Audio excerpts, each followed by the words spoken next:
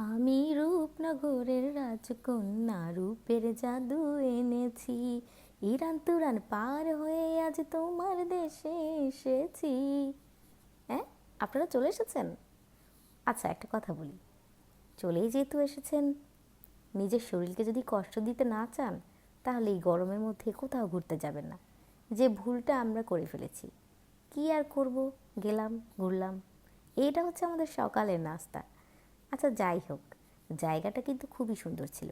নিজের শরীর কষ্ট পেলেও মনটা কিন্তু আনন্দে ভরে উঠেছিল। আমরা গিয়েছিলাম টাঙ্গুয়ার হাওরে।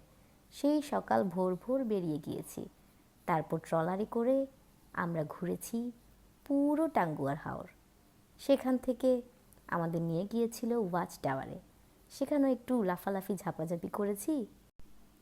এই দেখুন কি সুন্দর নৌকাটা। হাওরের ঠান্ডা পানিতে যে কত শান্তি, তার কি বলবো।